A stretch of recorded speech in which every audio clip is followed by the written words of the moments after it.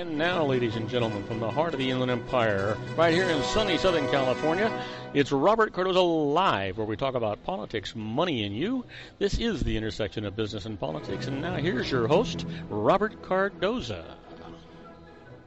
And welcome aboard. I am Robert Cardoza. You're listening to Robert Cardoza Live on the street at the intersection of business and politics. We're going to get right into the show. On today's show, we're going to discuss what's in the news, new legislation, the IRS loses, and I'm going to answer your emails. Now, I do this every day, but I tell you every day I'm going to do it. Now, on today's show, though, we had some special segments, and we're going to start off with John Matthews, Joe Hakos, and me, and we're going to be talking about politics on our weekly simulcast. We do this simulcast every Monday and Friday, so we pick up a lot of extra stations worldwide, and we think you're interested in that kind of stuff. And then later on this afternoon, our own John Hanson, that little old wine drinker, is going to be here, and he's going to be talking about food and wine. He's always an interesting guy. He's got a lot of things to talk about. Before we do that, I want you to stand by for news. But before that, you need to know that at 3:01 p.m. Pacific time, it is currently 70 degrees here in the heart of the Inland Empire in sunny Southern California. Well, it's on its way down to 45 degrees, but it's beautiful weather, especially if you consider what's going on back east in the Midwest. There is no better place than Southern California. Wouldn't you agree? Yeah. Well, you know what? Let's talk about the news. First thing we're going to do is we're going to encapsulate it so I can give you an idea of what's going on, a better idea of a lot of news that's going on. And then what I'll do is I will get a little bit more in-depth for you. But right now, it's the 10 things that you need to know for Monday, today, your daily look at late-breaking news, upcoming events, and the stories that will be talked about all day today and tomorrow. And first up, who got the worst of the East Coast blizzard? Well, Glengarry, West Virginia received the biggest hit with 42 inches of snow. New York City measured 26.8 inches, while 22.4 inches blanketed Washington, D.C. And next up, in Asia, Kerry urges peaceful outcome to maritime disputes.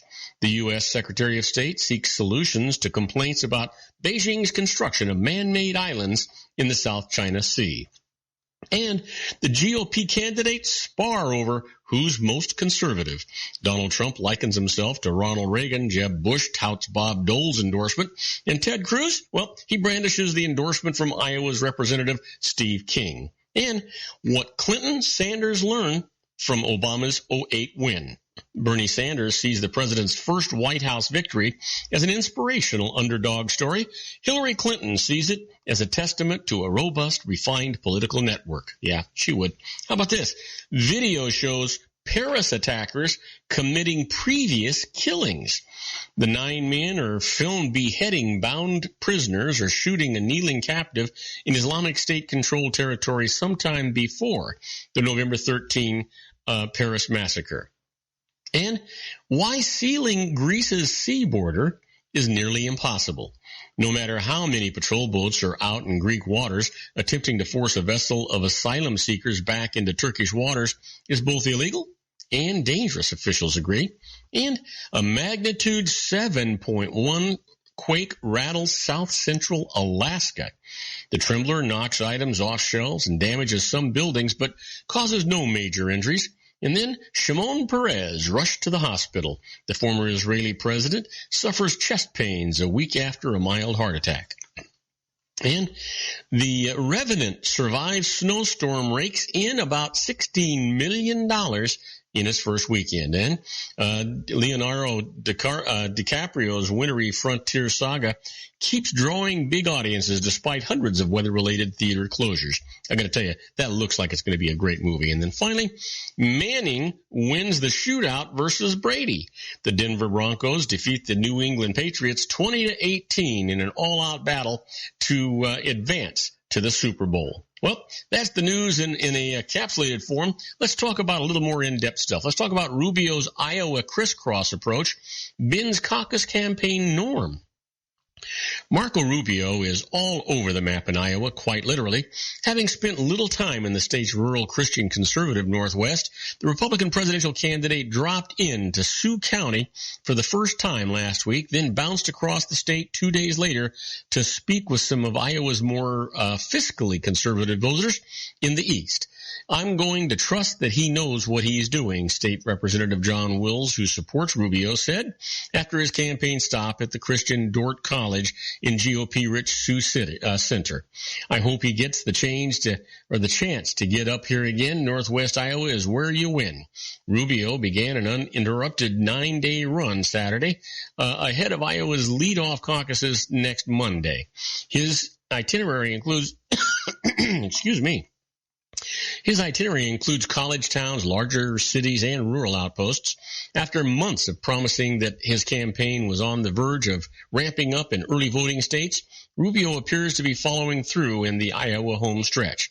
He dismisses the notion that he's changing in the 11th hour to play catch-up with rival Ted Cruz, who has dedicated significant time and resources toward campaigning across the state. Rubio has focused more on Des Moines and the state's other urban areas. These guys, I sometimes don't think they even know what the heck they're doing. It just doesn't seem like they do in any event. It's just crazy. Well, you know what? Let's talk about the snow response in Washington, D.C. and New York City. It comes down to money and manpower. Yeah. You know, it's interesting. My granddaughter, Riley Logan, goes to NYU. She's home for the holidays or home for the break. And she was supposed to go back to NYU, but her flight got canceled like the thousands of other ones. So she's going to be leaving here on Tuesday night on a red eye. She gets into New York about an hour and a half before her first class starts. Good luck, Riley Logan. Well, let's talk about that snow. You know, the nation's capital has its largest city both get walloped, I should say, by the same near-record blizzard this weekend. But while Washington struggled to recover, New York City was mostly up and running today. In the districts of Columbia, schools and government offices, monuments, and memorials, and museums were all shut down today. The Metro had an extremely reduced schedule, providing free rides as a goodwill gesture. Digging out remained such a huge challenge that Mayor Muriel Bowser sought federal disaster aid. In New York, the subway and schools were open just a day and a half after the last flakes fell, and leaders praised themselves for getting this one right. A look at the numbers helps explain the outcomes. You know what? If you think about it, Washington gets 8 days of snowfall, accumulating 14.5 inches a year on average. New York got 11 snowy days, accumulating 25.1 inches, according to federal climate data. And in the Snowmageddon winter of 2009-2010, Washington got 56 inches, and New York City got 51.4 inches. But the capital got just 2 to 3 inches the next two winters, while New Yorkers can always count on at least some heavy snow 230 miles northeast. Well, you know, it's all actually, money's got a lot to do with it. Each spends about $9 per capita on snow removal. Districts of Columbia government sets aside $6.2 million a year for its 658,000 people, while New York's snow budget is $77.5 million for its population of 8.4 million. The Big Apple's snow budget and population are each about 12 times bigger. Unbelievable, right? Well, don't go away, because when we come back, I've got more in-depth news for you. We'll talk about the latest. More than 2,500 flights are delayed or canceled. I'll tell you all about it right after these brief messages. Do not go away. If you want to increase your client base and sales, then consider this, the Relationship Building Network at RBN. Given the current economic conditions and challenges, we all need to work smarter, make smarter decisions, invest our hard-earned dollars where it'll yield the best return for our investment.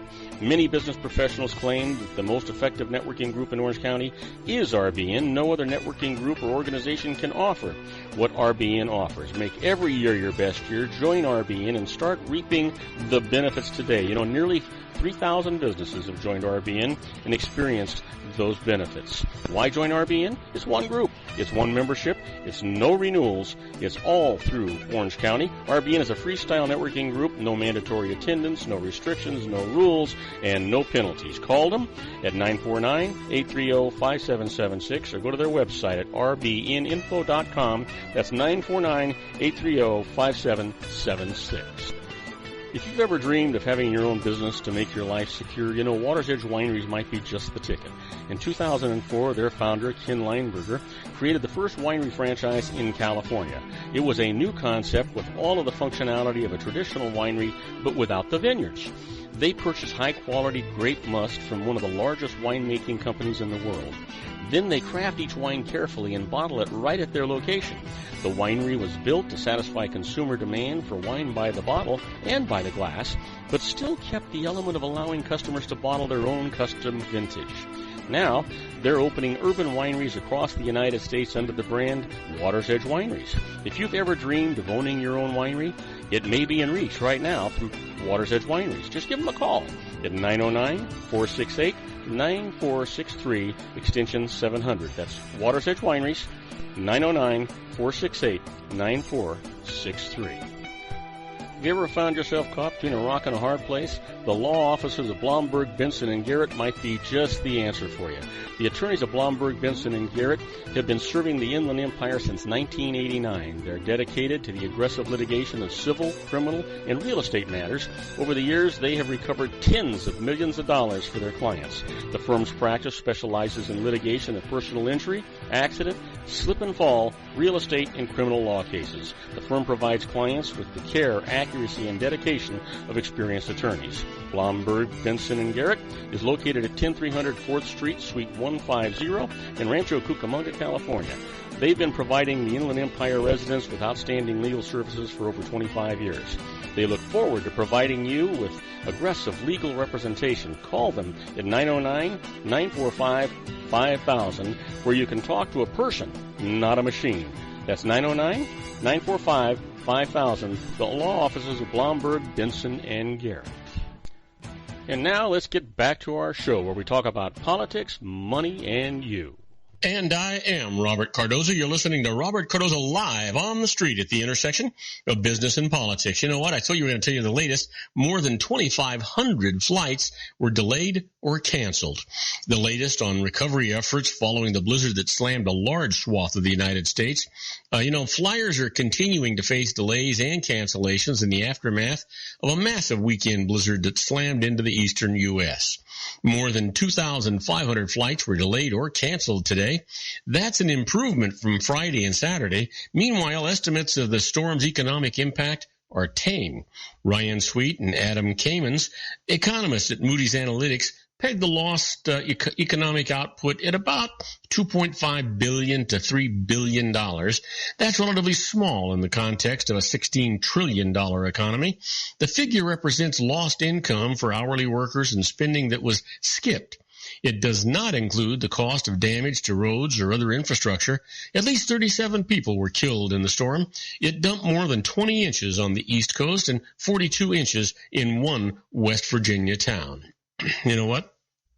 I don't think we've seen the end of it. But, of course, a lot of my friends, a lot of people we talk to here on the show are going to tell you they don't believe in global warming. I think there's more evidence for it than there is against it. Well, here's an expert says, escaped California inmates must have had inside help. Boy, from the East Coast to the West Coast, right? This came in just 2 hours ago. 3 California inmates who sawed through a metal grate, crawled through plumbing tunnels and shimmied to freedom down a rope made from bedlines, likely had help to pull off the daring plan and also benefited from the complacency of jail staff, security experts said today. The inmates vanished early Friday in a jailbreak eerily similar to the escape of 2 inmates from an upstate New York prison last summer. Those men also cut through a portion of wall hidden under a bunk bed and used piping and tunnels inside the facility to reach the outside. The California inmates, including one who is charged with murder, were still at large today. Jail officials did not realize they were missing until roughly 16 hours after they were last seen because an evening head count was delayed by an assault on a guard. A major question for investigators will be how the men were able to plan and execute their flight with such precision, said Kevin Tamez, a managing partner for MPM Group, a Philadelphia-based firm that consults on prison security management and infrastructure. It's likely someone slipped them blueprints or told them how the bowels of the jail were laid out, he said. You know what? It's amazing.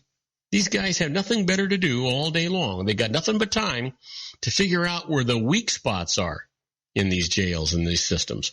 Now, Fed's failures imperil migrant children.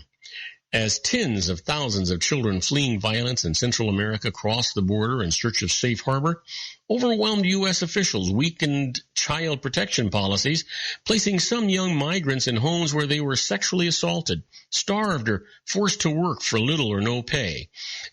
Without enough beds to house the record numbers of young arrivals, the U.S. Department of Health and Human Services lowered its safety standards during border surges in the last 3 years to swiftly move children out of government shelters and into sponsors' homes. The procedures were increasingly relaxed as the number of young migrants rose in response to spiraling gang and drug violence in Honduras, Guatemala, and El Salvador, according to emails, agency memos, and operations manuals obtained by the Associated Press, some under the Freedom of Information Act. First, the government stopped fingerprinting most adults seeking to claim the children. In April of 2014, the agency stopped requiring original copies of birth certificates to prove the most sponsors' identities. The next month, it decided not to complete forms that request sponsors' personal and identifying information before sending many of the children to sponsors' homes. Then it eliminated FBI criminal history checks for many sponsors. Since the rule changes, the Associated Press has identified more than 24 children who were placed with sponsors who subjected them to sexual abuse, labor trafficking, or severe abuse and neglect. This is clearly the tip of the iceberg, said Jacqueline Habaugh, research director at the FXB Center for Health and Human Rights at Harvard University. We would never release domestic children to private settings with as little scrutiny. Boy, I'll say that's horrible. I think that's the only thing I can say, is that's horrible. Well, Cruz and Clinton call for calmer talk ahead of Iowa contest. Ted Cruz and Hillary Clinton both called for lowering the temperature in the presidential primary race today, even as their campaigns and supporters kept up their attacks with a week to go until the Iowa caucuses. Campaigning at a pizza place, Cruz passed up an opportunity to take a swipe at Donald Trump, who has been hitting Cruz as the Texas senator has climbed in the polls. Until recently, Trump and Cruz had avoided direct confrontation on the campaign trail, but Trump's description of his opponent as a nasty guy seemed to invite a response. I will not engage in insults, Cruz said. In Manchester, Iowa, I will not engage in personal attacks. Donald has changed how he has approached me. He is now insulting me every day. He can do that. That is his prerogative. I do not intend to respond in kind. But behind the scenes, Cruz's campaign was on the air with an ad assailing Trump's over his business practices, while a super PAC supporting Cruz unleashed its own ads criticizing Trump. Cruz said he would continue to sing Donald's praises personally while pointing out policy differences with the real estate mogul. These guys, you know what? It's like a chess game, right? It's just unbelievable. It's just stuff just keeps going and going and going. Well, don't go away, folks, because when we come back, I'm going to deal with the IRS loses. First case up is a telephone hearing absolutely can be recorded. And I'm going to tell you all about that right after these brief messages. Don't go away. We'll be right back. Isn't it time to shine the spotlight on your expertise? The Interview, starring you. Here's your chance to capture 5 minutes of fame with The Interview. This isn't just any interview. This is your opportunity to showcase your expertise and position yourself as a trusted expert in a one-on-one video interview hosted by Robert Cardoza, host of the nationally syndicated show Robert Cardoza Live and powered by AHA Studios. What is it? a professionally recorded video for your use. Robert Cardoza interviews you on the set where he records his show. Professional interview showcases your expertise and value, shot in a state-of-the-art studio. And what's in it for you? Gain credibility as an expert, earn the trust of your target market, educate in a way that intrigues your audience, gain a powerful marketing tool that offers dozens of uses, website, video sharing sites, social media, email, DVDs, direct mail, lobby video, resumes, profile building, all that kind of stuff. Association with the nationally syndicated celebrity. That's right. And let's talk about AHA Studios. AHA is a strategic marketing firm that leverages the powerful and visual persuasion to help your business create powerful messages that connect with your target market.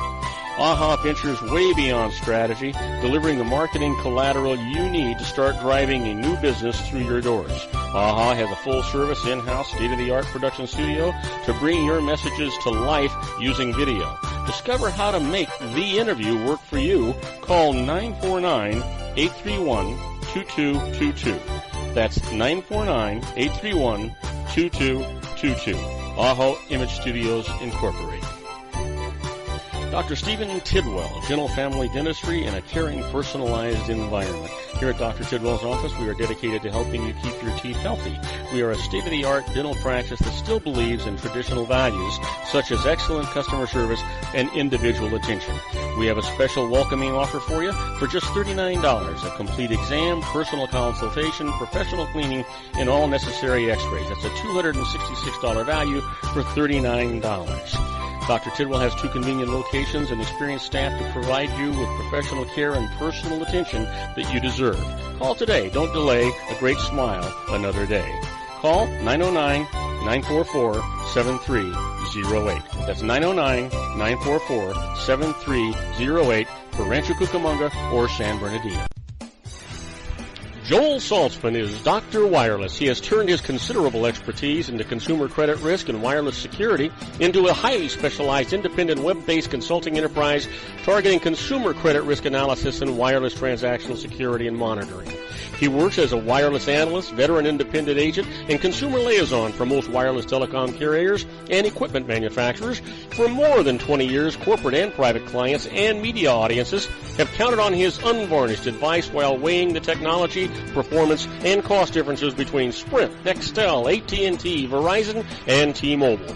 Joel specializes in setting up mobile wireless hotspots to be used for disaster preparedness, business continuity, and mobile wireless merchant processing solutions.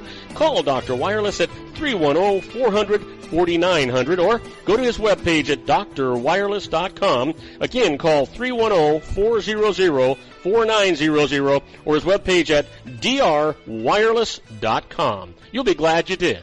And now, back to our show.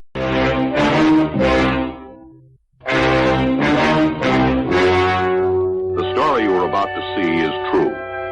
The names have been changed to protect the innocent.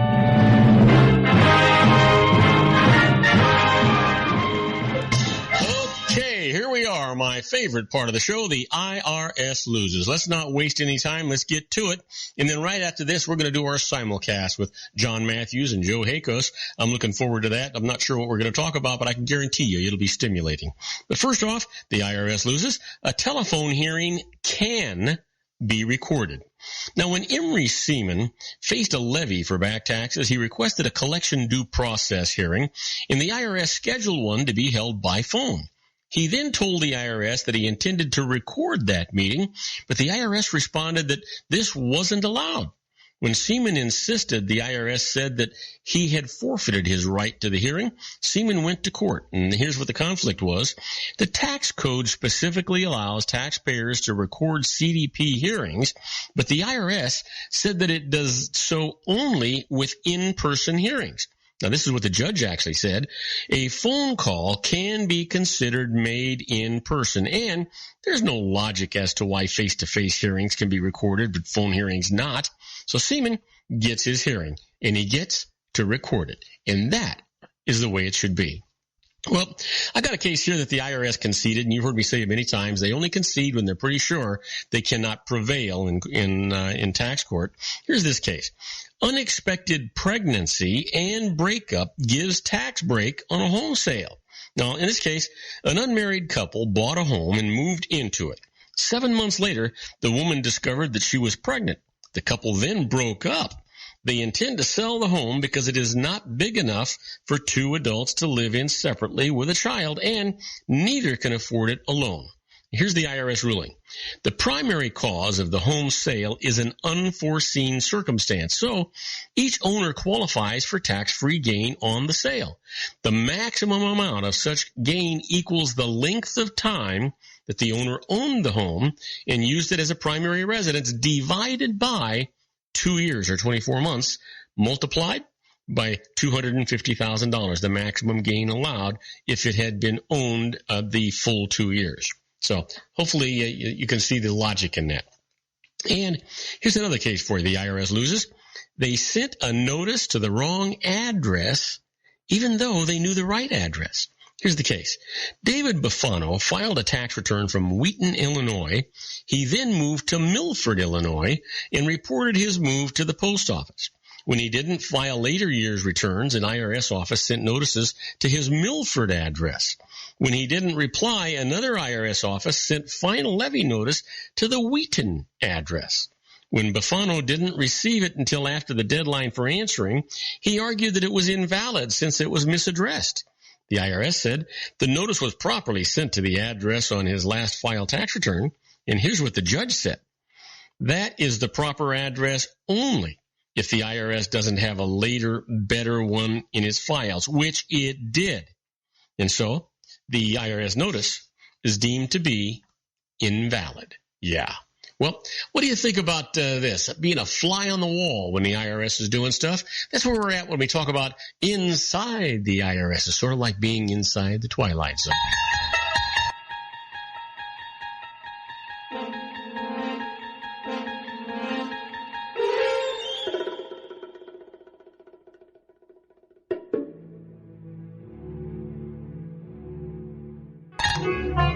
Yeah, you're gonna find this really, really interesting.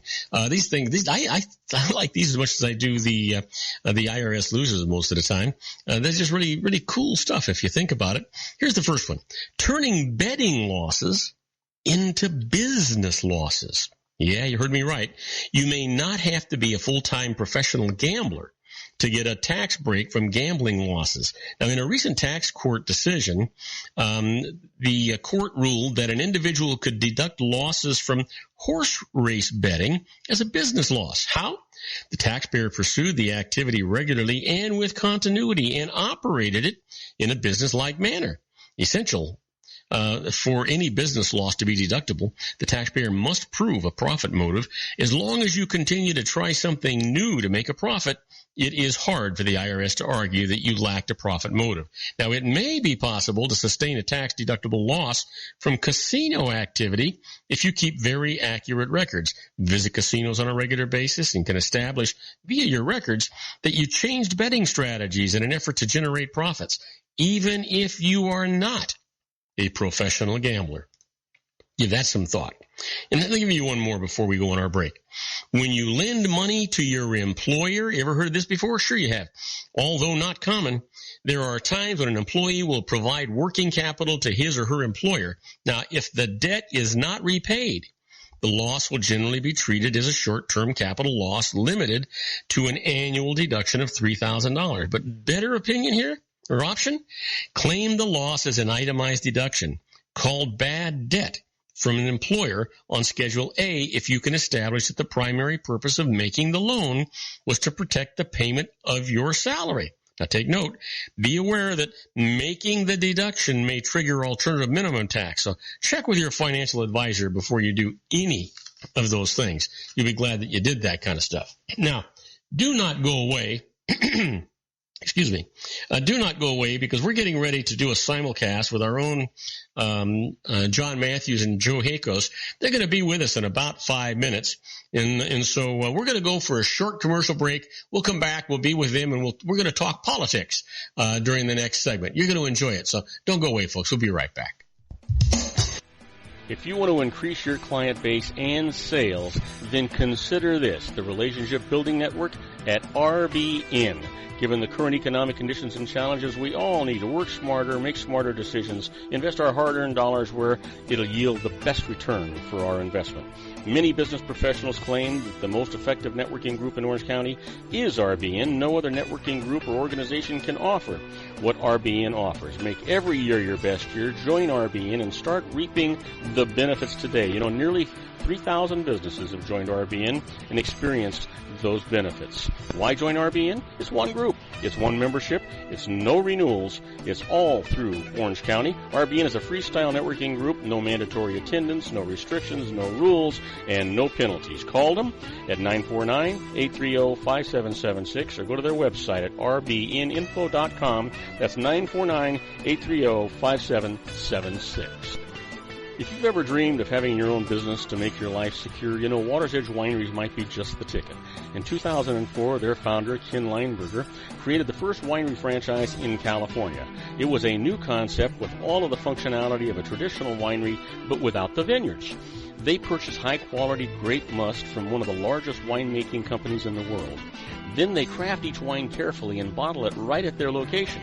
The winery was built to satisfy consumer demand for wine by the bottle and by the glass, but still kept the element of allowing customers to bottle their own custom vintage. Now, they're opening urban wineries across the United States under the brand Water's Edge Wineries. If you've ever dreamed of owning your own winery, it may be in reach right now through Water's Edge Wineries. Just give them a call at 909-468-9463, extension 700. That's Water's Edge Wineries, 909-468-9463.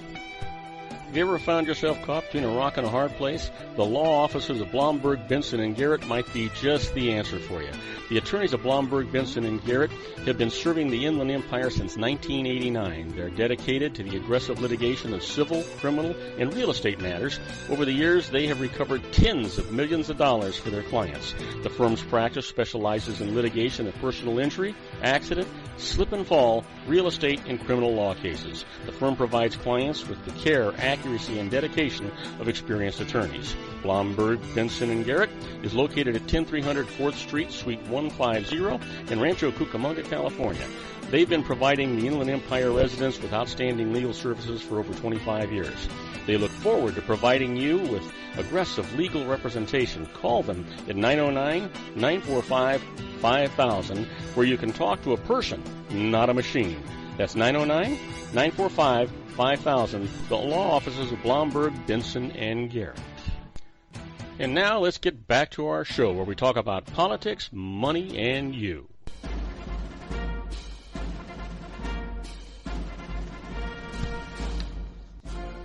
And now, ladies and gentlemen, coming to you from the basement of his strategic planning room located at his political hideaway in Los Angeles County, the dedicated man who stands and serves the political conscience of our nation, Mr. John Matthews.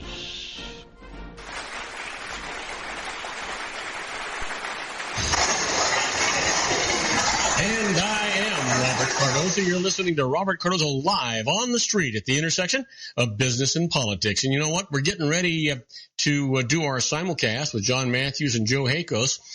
You know what? Two fantastic guys, really knowledgeable guys. We try to get this timing done right. We're about a minute and a half before they come on. You know, and I'm guessing that with what's going on in politics today, they're going to have a lot to be talking about. One of these days, I mentioned it last week, we're going to actually have a show where one of the three of us at least disagrees, and we're going to be able to get into a real debate. And I'm looking forward to one of those times.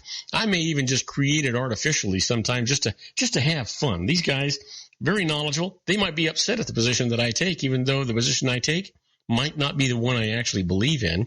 So you want to kind of keep that in mind a lot of times. But this simulcast that we're doing with John is phenomenal. We actually pick up the Pundit Press, PNN Talk Radio, and SHR Media Radio with the Conservative Syndicate. We do that every Monday and Friday from around 3:35 to 4 o'clock in the afternoon. it gives us some diversity, gives us, even if you don't agree, gives us something to be thinking about. And I think that that's a valid thing for us to be doing. And, and obviously what I'm doing right now is I'm just killing time waiting for them to plug in on the simulcast. Once they do, we'll be good to go, and we'll be having a good old time here. It looks to me like they've got about 20 seconds or so before they pop in, and they're usually pretty timely about this. You ought to know that at 3:34 p.m. Pacific time, currently 70 degrees here in the heart of the Inland Empire in sunny Southern California. It's on its way down to 45 degrees. If you live in New York City, it's 6:34 p.m. today, and it's 35 degrees and clear outside. I'll bet you they're glad for that, considering the 26 inches of snow that they just had to endure. That's unbelievable. Now, for you and me, that might be some fun for a short period of time, but I don't know that I'd want to live through that. And I understand they have another blizzard on its way, so they got to be a little careful about where they're going with that. Now, that looks like my good buddy John's running just a hair on the late side. I'm not sure why he hasn't called in yet, but I'm sure he will any second. He sometimes gets caught up in a conversation and he runs in a little bit late, but he'll be here. He'll make it happen. I'm not sure. He might be having an argument with Joe. Joe Hakos is in Florida, and John is in Los Angeles County. I'm sitting in San Bernardino County, and then we have listeners all over the world. So we're going to see what's happening here. Sooner or later, they'll pop in on us and let us know the extent of what's happening. I can't believe that they haven't called in yet, to be honest with you. There he is. Now we've got him. I was beginning to think that my good buddy John Matthews was never going to call in here. I've been ad-libbing for 3 minutes. Hey, how you doing? I'm doing good, John Joe, how you doing? Good, Bob. So listen, did we find something controversial to talk about, or do you want to talk about how it looks like it very possibly could be a Bernie Sanders, Donald Trump, or Ted Cruz race? Wow, what a coincidence. Gee, I don't know, Bob. Is that controversial? Well, you know what? Probably not, since they all think and act the same.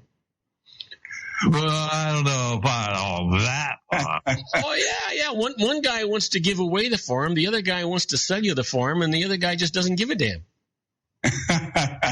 Well, you want to go first, Joe? No. I want Bob to explain that one.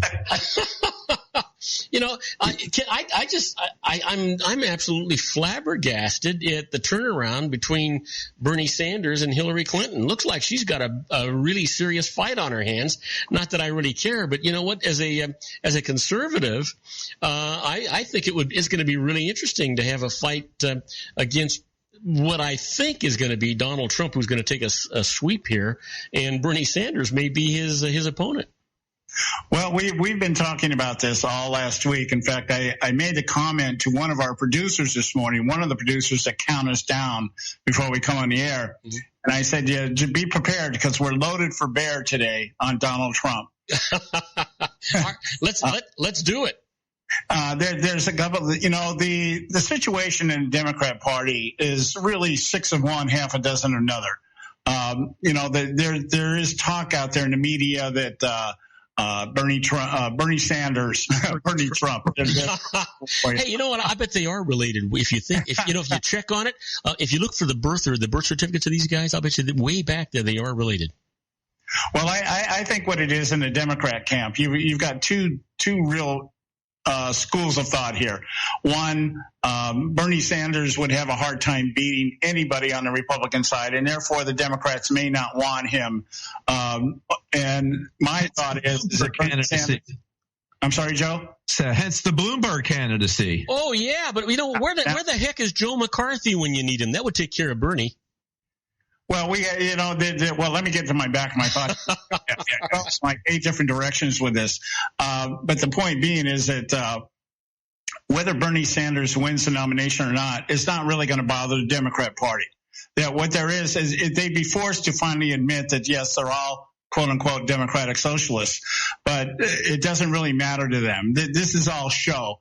If Hillary gets it, that's great. If Bernie Sanders gets it, that's great, because whoever gets it, the thought is, or the belief is that Obama 3.0 will enter into office. At least that's what they hope. And that's what they're putting everything on there. Debbie Wasserman Schultz is out there scheduling debates on Super Bowl Sunday. That woman has got to have her head stuck in the sand. If she is gonna schedule something on Super Bowl Sunday, how stupid can that be? The other thing is, you got Bernie Sanders, who's sitting out there and is a confessed communist. He says democratic socialist. He's a communist. But the thing that's going to be interesting, and I can't wait, is to see if Michael Bloomberg does come on board. We're going to see a battle of the wallets between Trump and Bloomberg.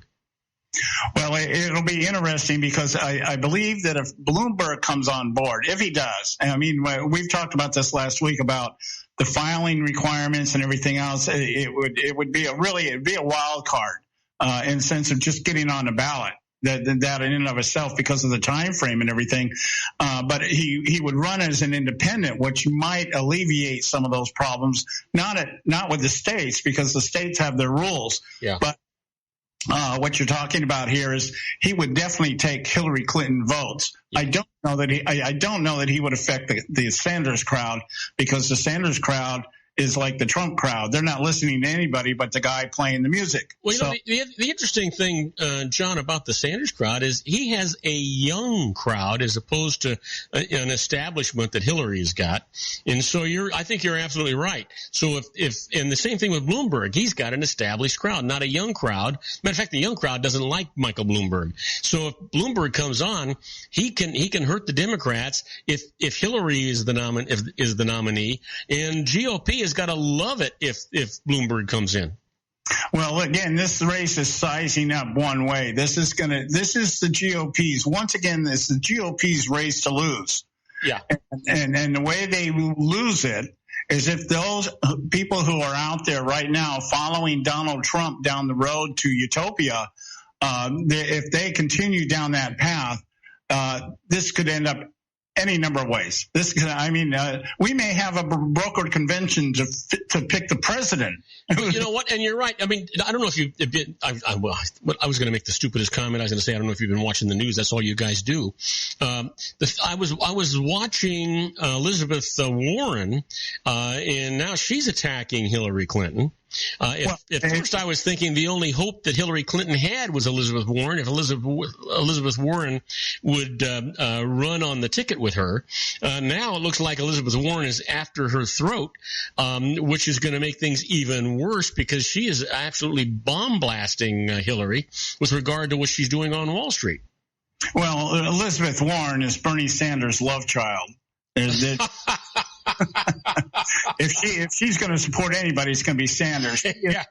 Well, you know what? You're right. Because socialistic as he is, so that doesn't surprise me at all.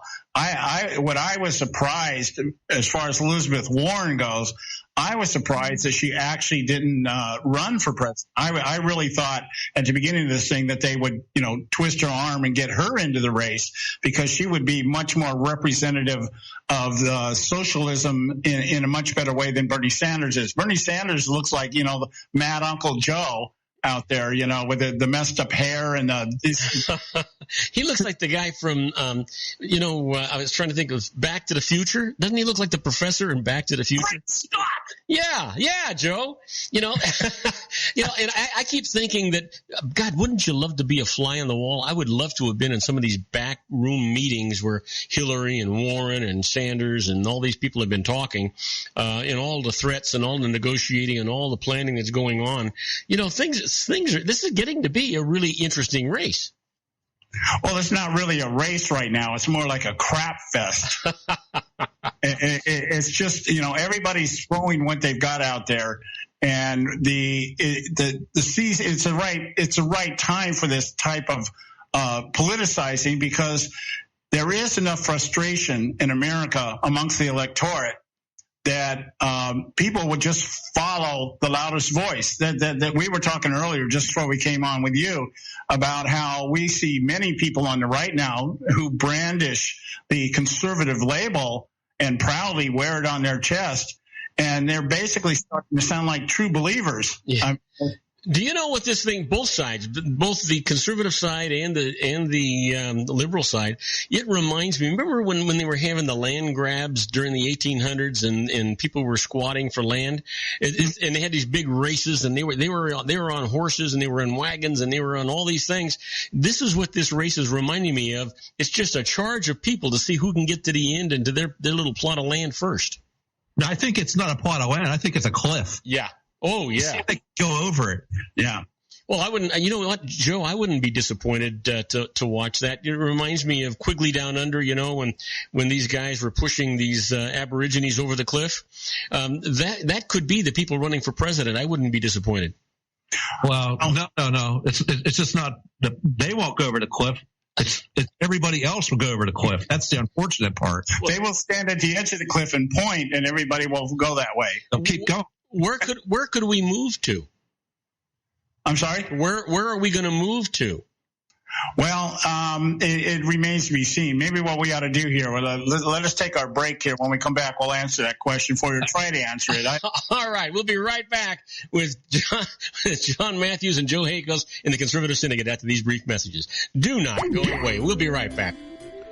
Isn't it time to shine the spotlight on your expertise? The Interview, starring you. Here's your chance to capture 5 minutes of fame with The Interview.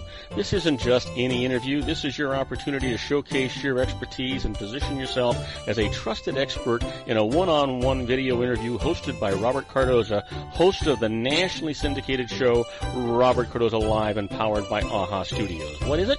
A professionally recorded video for your use. Robert Cardoza interviews you on the set where he records his show. Professional interview showcases your expertise and value, shot in a state-of-the-art studio. And what's in it for you?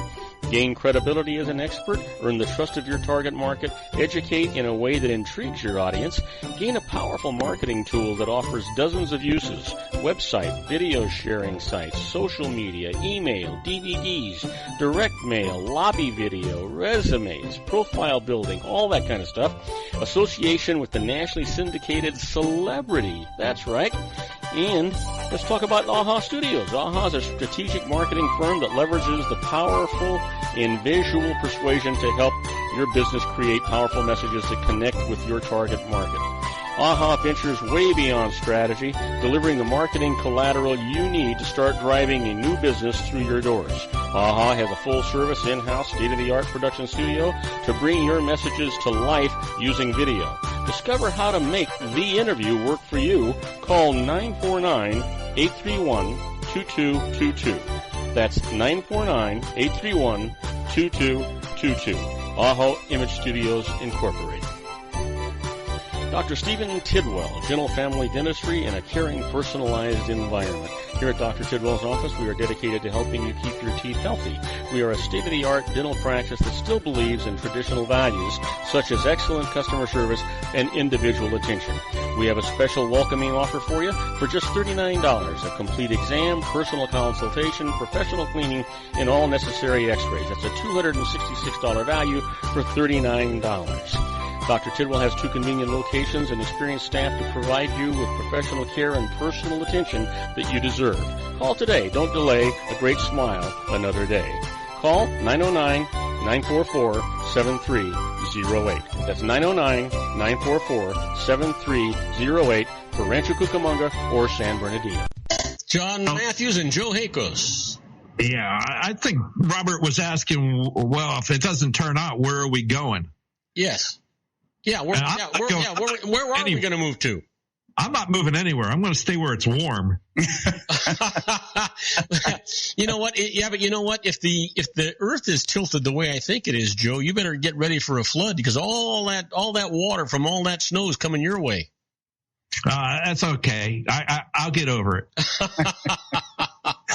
So, well, as far as I can tell, at this point, at this juncture, I think regardless of who gets elected in the White House, we're still going to be stuck with the stagnation in Congress. And the reason being, if the left gets in there, if Bernie Sanders or Hillary Clinton gets in there, well, that just plays right into the hands of McConnell and Paul Ryan and the rest of them, is that they can just continue their narrative that we've got a Democrat in the White House. There's not a whole lot we're going to be able to do to stop this. And so it's going to be business as usual. If Bernie Sanders gets in there, based on the way he wants to do things, is everything. Democratic socialism requires that everything is done democratically, which means everything is done by the vote. And so what you have to do now is you've got to put all this stuff. You're going to overload Congress with all these rules and regulations and this tripling of the tax budget and everything else. Well, I don't even think the Republicans are that dumb to go along with that. So that's basically going to be. Wait a minute, John. We'll have what did you just say? Yeah, did I hear you right? Mitch McConnell will be piling the bill up. As Harry Reid did. That'll happen. If Ted Cruz gets elected and sits in the White House, I think you're going to see a change in the Republican Party, but it's not going to be a change for the good. Well, you're not going to. You know what? Let's be honest. I don't think Ted Cruz is going to get it. Unfortunately, it looks like it's a three-way race there. It's going to be Trump, Cruz, and Rubio because they're all coming up into double digits here. Although it looks like Trump was running away with it. He took back the polls in Iowa. He wants to make a clean sweep of all the states. If he does that, it's going to be tough. And then we're going to be back to making him prove that he did master the art of the deal, because boy, if he can't make a deal in Washington D.C., we're all sunk. Well, again, the point being, if the conservative faction of the Republican Party remains as ignorant as they currently are now, meaning that nobody is really paying attention to what his history shows us and what he'll do once he gets in office. Well, we're looking at, if Trump gets elected, we're looking at Barack Obama on steroids, because this guy is going to try to govern by decree. He's going to get up there and say, this is what I want. And what we'll have is we may have a rather good fiscal policy initiated, but the social issues that drive conservatism are going to go out the window. Because Trump has already stated that. He believes in single care health care system. He believes in abortion. None of those things that the conservatives are all sitting here ranting and raving about, that by putting a conservative in the White House. Another thing is to understand that Trump has never said he was a conservative. He's never acknowledged being a conservative. He is a Republican who loves Democrats. Well, I mean, you're absolutely right. Because here's the thing. Let's go back a little bit, John. We started off talking about Bloomberg. Bloomberg was a Democrat who became a Republican so that he could be mayor of New York, and now he's becoming an independent so that he can run for president if it looks like Donald Trump or Hillary Clinton might win. Well, like I said, if Bloomberg, whatever happens on the Democrat Party is irrelevant, really, because it's going to be the same thing no matter which one of them ends up getting it. Yeah. It's going to be, it's just going to be a matter of, do we accelerate into hyperspace with democratic socialism under Bernie Sanders, or do we just retain the status quo under somebody like a Hillary Clinton or even a Michael Bloomberg, which I don't think he has any chance of running either. His candidacy will be more like a protest candidacy. So whatever happens on the left is we already know that's set in stone what these people are going to do. Well, I'm not so sure that that's accurate, John. If you go all the way back to, and why can't I think of his name?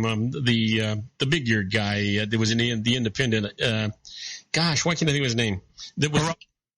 No. He's got big ears too, but and a big head. I'm thinking about the guy that was running against Bush and Clinton. What was his? Ron Paul, wasn't that? No. The business guy. Ross Perot. Yeah, Ross Perot. Ross Perot actually was doing really well. He was upsetting the whole apple cart as an independent. It's the first time that I've seen an independent candidate get that kind of action. And it wasn't until he picked his vice president, and I can't think of his last name, and nor is it important to me. Stockwell, yeah. It wasn't until he picked Stockwell, who couldn't put a cohesive sentence together to save his soul, that Perot went down the tubes. I don't think that Michael Bloomberg is that far out there. I think if he decides to run, and he's already committed to put $1 billion of his own money into it, which is what it would take, he's not going to pick some lackluster person to run with him. He's going to pick somebody strong. Well, again, it's a matter of what you're looking at here. When you look at the polls and you assess what's going on out there, the Democrats' biggest problem across the board is going to be voter turnout. And so if Bloomberg enters into this race, it's already been projected the turnout to vote for Hillary Clinton is going to be low. And so you throw a Bloomberg in the mix, it's really not going to affect anything in terms of the outcome. The person that stands to gain the most right now is Bernie Sanders. If he can get all those college kids to the poll, then he's got something going on. Whereas the establishment side, the Bloombergs and the Clintons, they're really going to have a hard time getting their people even to show up. Well, you know what? But that's good news for you and me, because the truth is that I just cringe when I think about Hillary Clinton getting into the White House. I cringe, and I don't even know why O'Malley hasn't quit yet. Matter of fact, I don't know why a half a dozen of the GOP running people haven't quit. Anybody below third place should be out of there. I don't know why they're wasting our time or wasting our money. And when you do get them out of there, the five that are left scare the hell out of me. Well, I think just in the same way you cringe about Hillary Clinton, we're cringing about the idea of Donald Trump getting in the White House, because I think it's going to be the same thing. It's going to be you're going to have a narcissist with an ego who thinks he can rule by decree. And if you don't get in line with him, we were joking. I wonder how many staff members he'll go through. Yeah.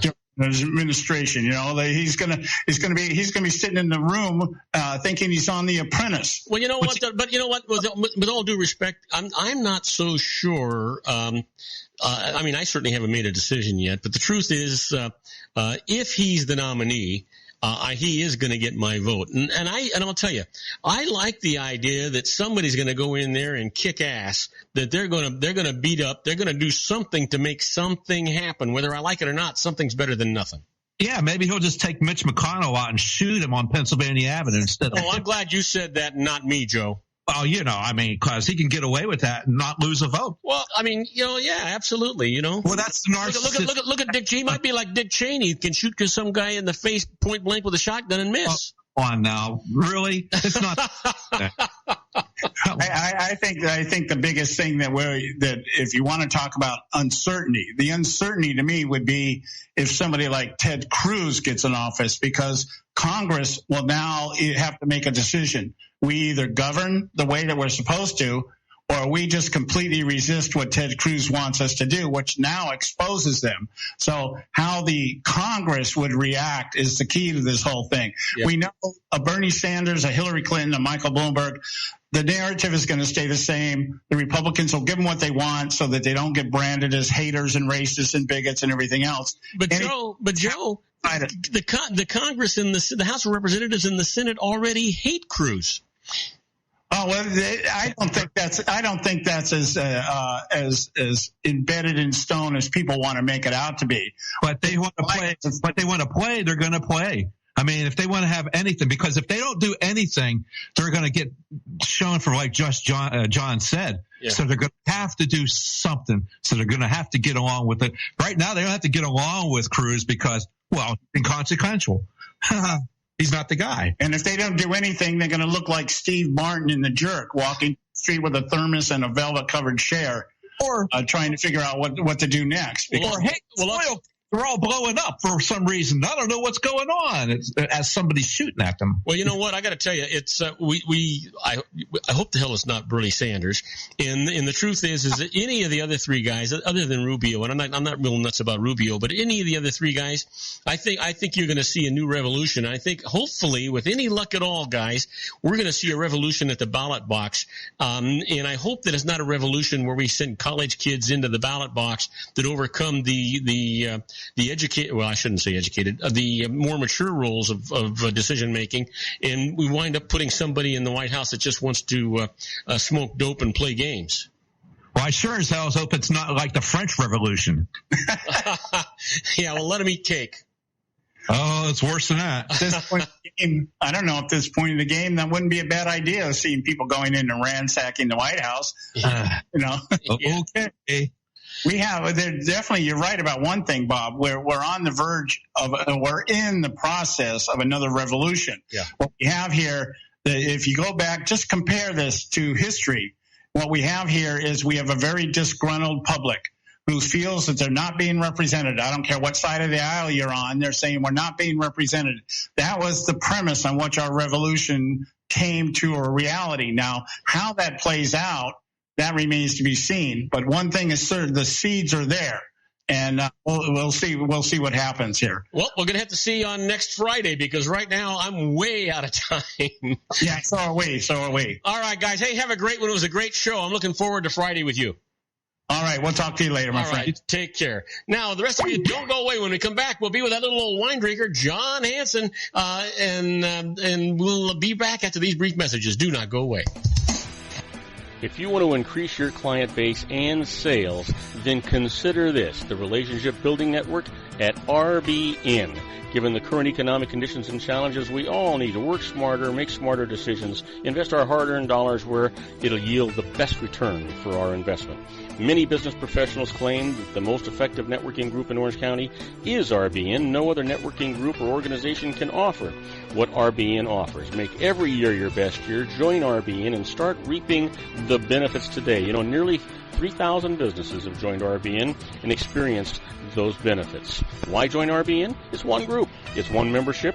It's no renewals. It's all through Orange County. RBN is a freestyle networking group. No mandatory attendance, no restrictions, no rules, and no penalties. Call them at 949-830-5776 or go to their website at rbninfo.com. That's 949-830-5776. If you've ever dreamed of having your own business to make your life secure, you know Water's Edge Wineries might be just the ticket. In 2004, their founder, Ken Lineberger, created the first winery franchise in California. It was a new concept with all of the functionality of a traditional winery, but without the vineyards. They purchase high-quality grape must from one of the largest winemaking companies in the world. Then they craft each wine carefully and bottle it right at their location. The winery was built to satisfy consumer demand for wine by the bottle and by the glass, but still kept the element of allowing customers to bottle their own custom vintage. Now, they're opening urban wineries across the United States under the brand Water's Edge Wineries. If you've ever dreamed of owning your own winery, it may be in reach right now through Water's Edge Wineries. Just give them a call at 909-468-9463, extension 700. That's Water's Edge Wineries, 909-468-9463. Have you ever found yourself caught between a rock and a hard place? The law offices of Blomberg, Benson, and Garrett might be just the answer for you. The attorneys of Blomberg, Benson, and Garrett have been serving the Inland Empire since 1989. They're dedicated to the aggressive litigation of civil, criminal, and real estate matters. Over the years, they have recovered tens of millions of dollars for their clients. The firm's practice specializes in litigation of personal injury, accident, slip and fall, real estate, and criminal law cases. The firm provides clients with the care, accuracy, and dedication of experienced attorneys. Blomberg, Benson, and Garrett is located at 10300 4th Street, Suite 150 in Rancho Cucamonga, California. They've been providing the Inland Empire residents with outstanding legal services for over 25 years. They look forward to providing you with aggressive legal representation. Call them at 909-945-5000, where you can talk to a person, not a machine. That's 909-945-5000, the law offices of Blomberg, Benson, and Garrett. And now let's get back to our show where we talk about politics, money, and you. When they ask who's a fool in the corner crying, I say, a little old wine drinker me. And now, from the middle of a vineyard somewhere, a man who's never met a grape he couldn't cuddle up to, our resident advanced sommelier, John Hanson. And I am Robert Cardoza. You're listening to Robert Cardoza live on the street at the intersection of business and politics. We're at 4:03 p.m. Pacific time. It's currently 70 degrees here in the heart of the Inland Empire in sunny Southern California, on its way down to 47 degrees. But you know what? If you live in Chicago, Illinois, it's 6:03 p.m. and 39 degrees and overcast. But I want everybody to know that my good buddy John Hanson, that little old wine drinker, he's waiting in the wings. And little does he know that I'm trying to pick myself up off the floor. I had a coronary waiting for him to call in. I was sitting here ad-libbing, stretching everything as much as I could. And finally, the man has compassion on me and rings through. John, welcome aboard. Bob, you gotta love Southern California, my friend. I'm gonna tell you my day right now. All right. Okay.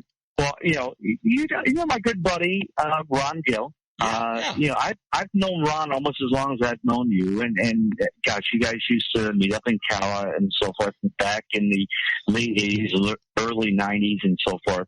And you're my consultant, my tax guy, everything, but Ron's my insurance guy and so forth. So I had my yearly meeting with Ron today, and it was funny because we met up, and we'll get into this because we're changing the format today.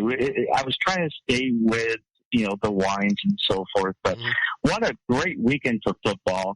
And I always do my Super Bowl party with Ron out in Vegas. So we're going to Vegas and we're doing an extended party and so forth for Super Bowl weekend. And but not to make a long story short, we had lunch. So what my first anticipation was okay, how long is it going to take me to get there? Because we met at this, I don't know, have you ever had lunch or dinner at the Golden Spur? Yes. It's on Route 66 in Glendora. I've been there many times. Oh, but what's funny, Ron used to take his dates there in high school. That's how long this place has been. And Ron's basically your age. I think he's like 2 years younger than you. So, so we meet out there, and I'm going, okay, it took me almost 30 minutes to get out there. I'm going to leave an hour to make sure I get back in time to do the radio show. Bob, I had to pull off the side of the road. I'm on my cell phone doing the radio show right now. John, you should have love Southern California. You should have just. I'm not even supposed to be home. It would have been easier for you to just come over here to the studio and we do the show together. I was thinking. I was thinking that. Yeah, I'd have opened up a nice bottle of wine. We would have seen who could have lasted the longest on the air here. Stop it. And you know what would have happened? We would have called Raina and we would have had dinner at the Casa Cardoza and did one last dinner at the Casa Cardoza out there. And seriously, that's so funny. I was thinking about it. I'm like, you know what? I could probably make it to Bob's house sometime, but let's see if I can make it back. As soon as I got on the 57 and it's bumper to bumper, I'm like, oh my God, I got an hour to the show. I got down to Loma Linda Boulevard, basically. I'm like, oh my God, it's 7:50. So I got to pull off and do the show off the side. So here I am in the parking lot doing the show. But I tell you, we're going to reminisce about old restaurants like that, and of course the Super Bowl's coming up. What a great weekend for football! What a couple of one great game, and then Palmer decided. I honestly, Bob, I thought Arizona was going to upset the Panthers, but I didn't know Carson Palmer was going to throw 5 interceptions and 2 fumbles. You're going to be an undefeated team and playing a team that ever won a game. If you're going to get 7 turnovers over, you're not going to win. I can guarantee it. It was just crazy. What an embarrassment for the Cardinals, but here we are. What a game! What a game! Hey, listen. Before we get in, Super Bowl's going to be phenomenal. Hey, listen. Let me ask you: have you already made your arrangements for the big day? Not Super Bowl day, but Valentine's Day. Well, okay. Now here's another complicated situation I'm in. Okay. Okay. Well, here it is, Bob. Valentine's Day is on a Sunday, which is my day off. Yeah. I have Sunday, Monday off, but it's a crazy day there. And here's the dilemma. They want me to work, but it's my regular scheduled day off. What are we going to do? So, of course, it's a big money day, of course, but we have a set menu, and we call it Amateur Day. Because what happens on Valentine's Day, and this is a great segment into the restaurant Ron and I had dinner at, but people go out on Valentine's Day, which usually they usually never go to the restaurants and so forth. Mm-hmm. And I tell you, it is, we call it Amateur Night because people come in and can Napa, do you have a hamburger? No, seriously, it is amazing what they try to do. And it's a set price. I think it's $120 a couple. $120 a person. Mm-hmm. And it's a nice, elaborate, 5-course dinner and so forth. And people come in, what's this? I don't even know what this is. And it's like, why are you here? And he looks at his wife or girl, and she wanted to come here. And it's like, well, look where you're going to. You're going to spend this. It's a top-notch restaurant. She wants something nice. Either you play the game and enjoy it, or go somewhere else. I mean, it is crazy on Valentine's Day. It is my, as I say, it's love. I'm a lover, not a fighter, but my God, in the restaurant world, it is the worst night out. Yeah. So here I am. Okay, we're safe because it's a set menu. You can't try to get a hamburger. John, I'm going to be thinking about you while Marlene and I have our Valentine's dinner at the Anaheim White House. Yeah. No way you're going. Yep. So we may join you. We got a 5. Well, you know what? Call over there. Tell them that I've got a 5:30 reservation, and you and Raina join us. Is it just you and Marlene? Yeah. So it would be me and Marlene and you and Raina. Okay, that'd be perfect. As I say, right now I don't know what my situation. As I say, it's on a Sunday, which is my regular scheduled day off. Well, if you're there, if you show up, we'll make room at the table for you. Maybe we should just do a show there that evening as well. Not on Valentine's Day. Listen, you're right, buddy. The girls will be upset with us. I don't want to give up those kind of jewels on Valentine's Day. I hear you, my friend. I hear you. So we will figure out what's going on in the next couple of weeks, and I will let you know. And if I am off, we're there. Let's have a nice evening at the White House, and I'm sure Franco's going to be there. I'm sure Bruno's going to be there. Yeah. So it'll be a fun evening, and let's do it. Yeah. But I tell you, you invited me to a Super Bowl party at a place is just as old as the Golden Spur. Yep. Over in Pico Rivera. Yep. That is one of the classic restaurants like the Golden Spur. It's been here for 40, 50 years. Del Rey, exactly. I wasn't going to say it, but Del Rey. Another great restaurant that, gosh, it's been a long time since we've been there. That is still around. And there's only a handful. I mean, gosh, how many of those old restaurants that the only place I know that does, and this is what's great, that plays into everything. Where I'm going for a Super Bowl party is South Point. I go every year for the last 5 years with my buddy Ron. But our favorite restaurant in Vegas has moved there, Michael's. Yes. And I probably won't be able to do this show in a couple of weeks because Monday night we're going to be at Michael's having dinner. We're prolonging our stay just to have dinner at Michael's, which is now at South Point, no longer at the Barbary Coast. Yeah, but you're not going to have dinner at 4:00 in the afternoon. No, but I don't know what condition I'm going to be in to do a radio show. That might be fun to have you call in when you're 3 sheets to the wind. I don't think I've ever seen you 3 sheets to the wind. Let me throw this at you.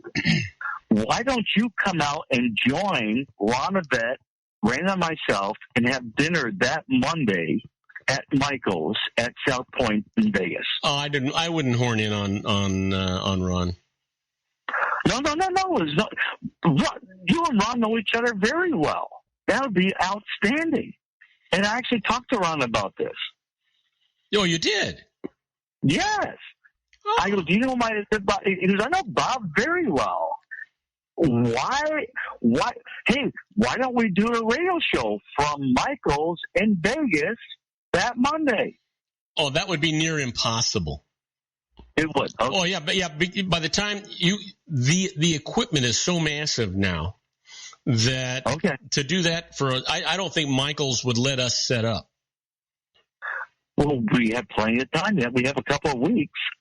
Yeah. I tell you what, we're going to leave the door open. Okay. How about? Okay. Let's leave the door open, and we'll talk about that. Okay. How's that? Yeah. Okay. All right. Okay. Yeah. Good. But hey, let's talk about you.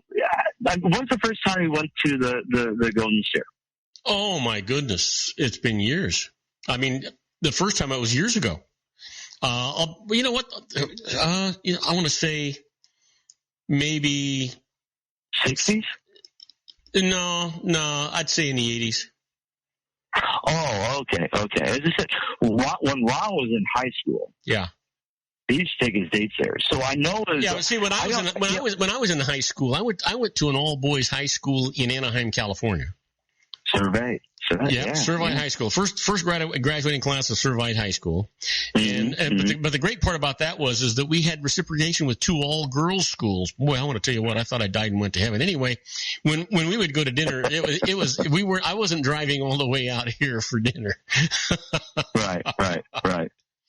Well, Ron went to, he grew up in the Rancho Cucamonga area. So,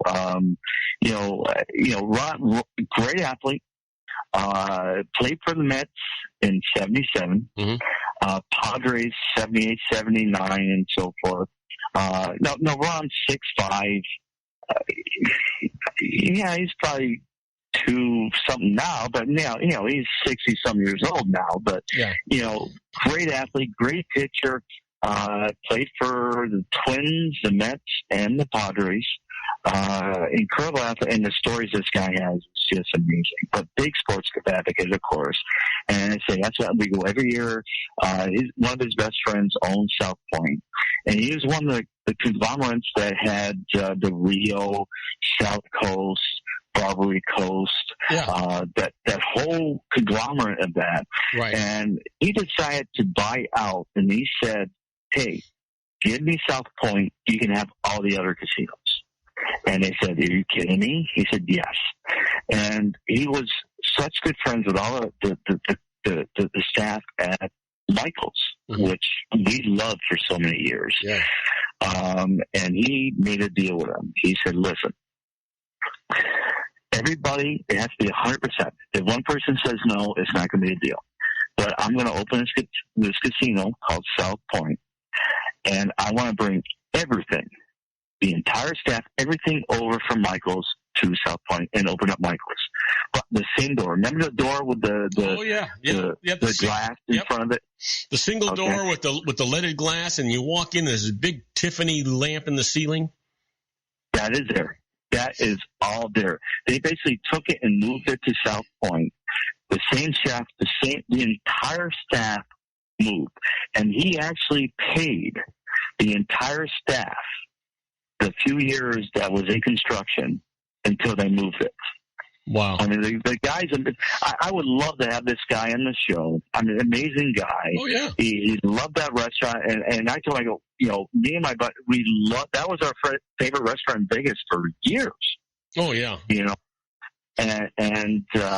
It was his as well, and he told the staff, "Listen, the Barbary Coast, they're doing just major changes. I am out of the loop, and I'm just going to do this one casino, but I want Michael's to come over as a whole. But if one person says no, it's not a deal." So they had a whole restaurant meeting.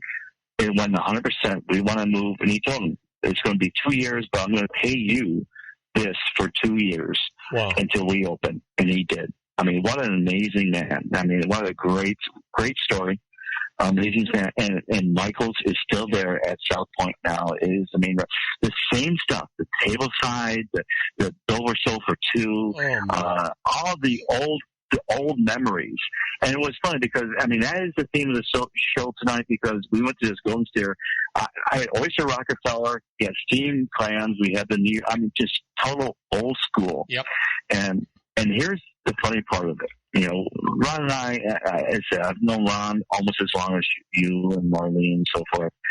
And what they do, they go all out on decorations. Christmas, Halloween, there's cobwebs everywhere. And we go in this restaurant, it's everything about hearts and love and all this stuff, because Valentine's Day coming up. Yeah. And I looked at Ron, I go, "Ron, are you trying to tell me something here?" Hey, listen. So I want to know. Whoa!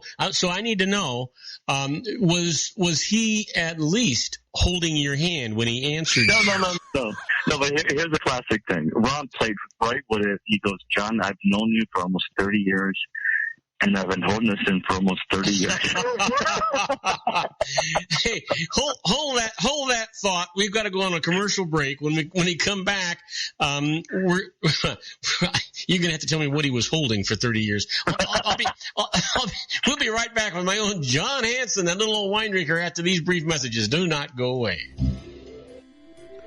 Isn't it time to shine the spotlight on your expertise? The Interview, starring you. Here's your chance to capture 5 minutes of fame with The Interview. This isn't just any interview. This is your opportunity to showcase your expertise and position yourself as a trusted expert in a one-on-one video interview hosted by Robert Cardoza, host of the nationally syndicated show Robert Cardoza Live and powered by AHA Studios. What is it?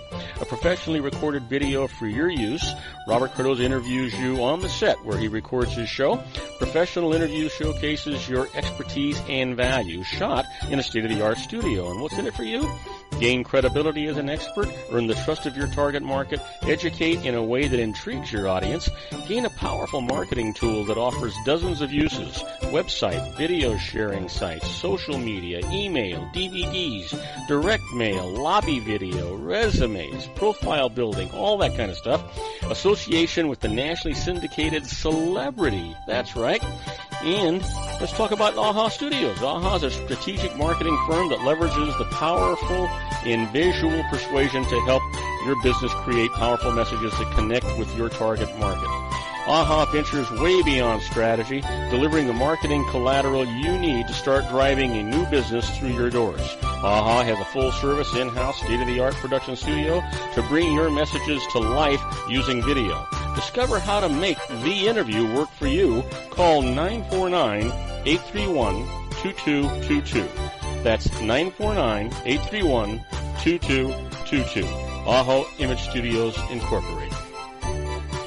Dr. Stephen Tidwell, Gentle Family Dentistry in a caring, personalized environment. Here at Dr. Tidwell's office, we are dedicated to helping you keep your teeth healthy.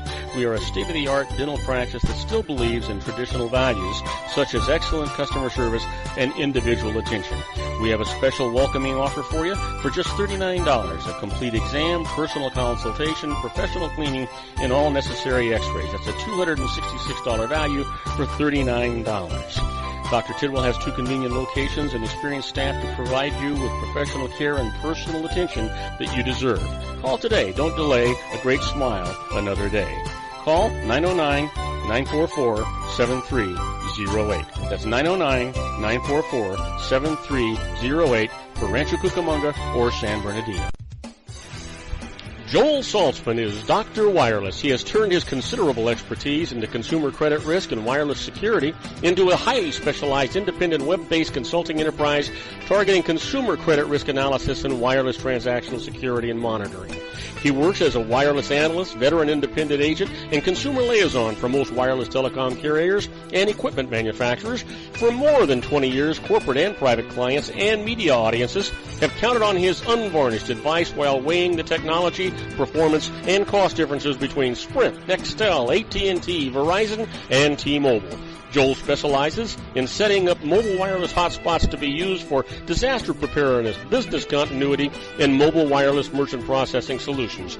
Call Dr. Wireless at 310-400-4900 or go to his webpage at drwireless.com. Again, call 310-400-4900 or his webpage at drwireless.com. You'll be glad you did. And now, back to our show.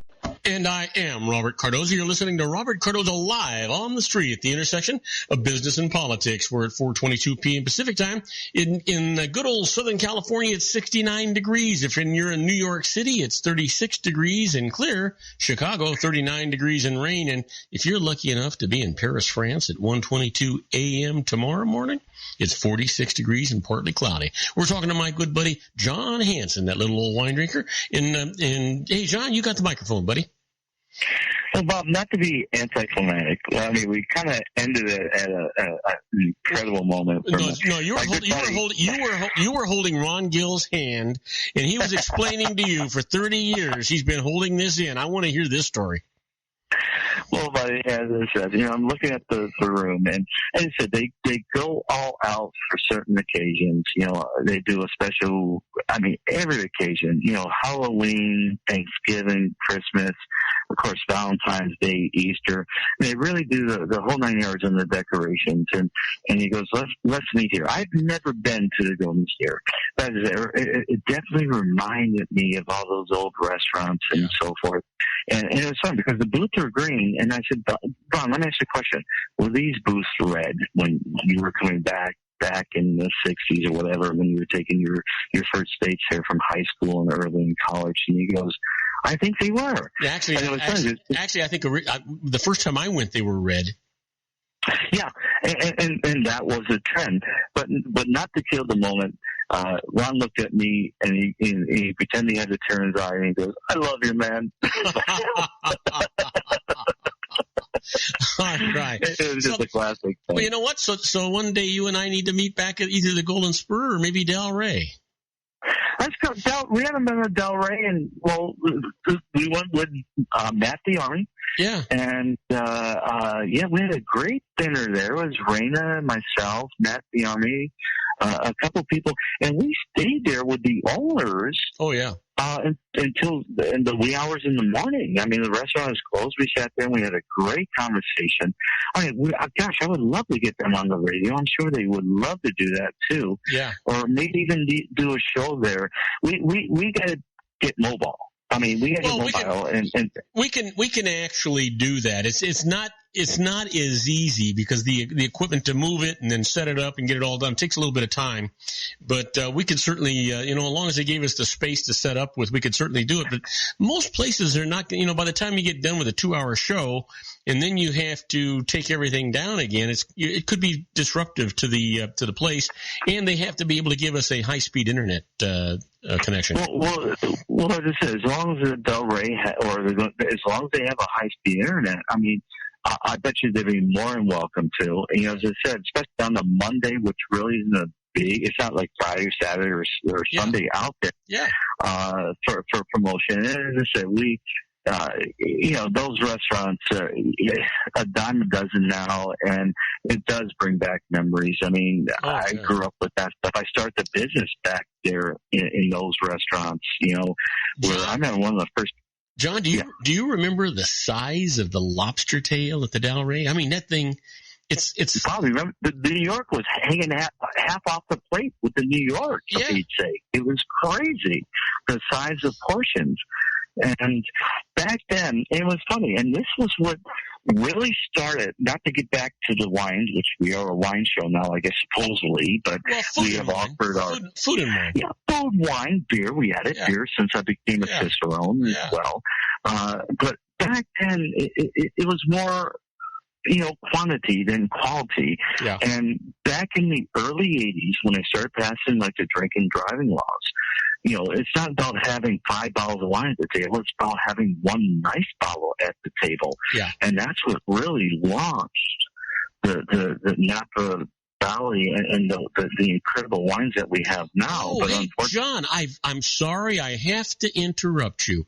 You'll never guess who I had a magnificent lunch with on Saturday. Andre Bernal. No. Yep. I met him in Pasadena. We went to the Porto Alegre. I don't know if you've ever been there. It's one of those Argentina restaurants. It's sort of yeah. And I mean, it was fantastic. We must have spent 4 hours in that place. Had some magnificent wines and some cocktails, and ate until we couldn't eat anymore. And we were talking about the trip that you had made up there when you and Raina got married, and we were just reminiscing. It was just fantastic. Well, I said that family is. I would do anything for them. They just totally rolled out the red carpet. It was like whatever you want. And what's funny was Fabrice. Yeah. The cake he did, although he spelled my name wrong, but the cake, he made a wine bottle. Yeah. Now, how many people have a wine bottle for their wedding cake? Yeah. I think I'm the only one. I'm sure I'm not the only. There's probably a handful of people that have had that. Well, there's very few people where the host actually kills a pigeon with a champagne cork. Oh my God! That had to be a 1 in a million shot, and he was like, "I got this." The pigeon's gone. I mean, oh my God! We can have Fabrice on and do a month worth of shows that would just our state there. I mean, just amazing.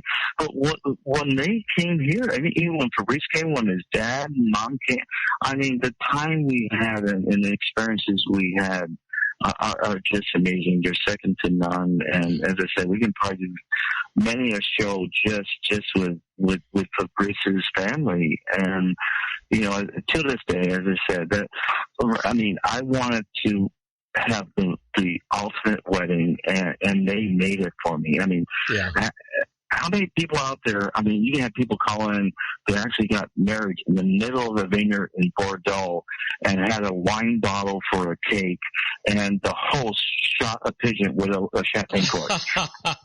I'm going to say it's only me, Bob. I mean, I'm going to go out limit and say it's on. If there's one other person out there calling right now and tell me that's your same exact, wedding that we had. Yeah, I mean, it was just amazing. Yeah, that was just a phenomenal experience. It was terrific. And you know what? And it wasn't just one day. It was like, God, it must have been like a week that we put together there. Well, we had the French trip. We met you in Paris. Yeah. And it was just, I mean, the whole trip was unbelievable because, we did a New York thing with my family, and then we came back and did a California thing with Brandon's family. Yeah. But we actually missed our flight, and the experience for my son at his age back then, I mean, he's 24 now. He just had his 24th birthday. Yeah. This was like 8 years ago. So, I mean, he was just a young teenager. And to live the experience that he lived, we missed a flight. So we're spending the night basically in the airport. Our next flight's 7 a.m. Okay, it's now, 11:30 at night. Our flight's at 7. Where are we going to go? And everything was booked up because it was the 4th of July weekend. Yeah. Basically, so it was just crazy. And we couldn't find a room. So it was an experience. And I tell you, he grew up that weekend. But to come to Europe and experience Europe, and as I said, we actually stayed at Philippe's place, and then we went off to the castle for our honeymoon in France. But all the kids and they stayed at this place, I don't know, about a half a mile down the road, and they didn't speak a bit English. And it was funny because that night they had dinner and they had no idea what they were eating. They just like, I'll just take this. And it's like, what is this? And they're like, what are you saying? It's like, what am I eating? They had no idea.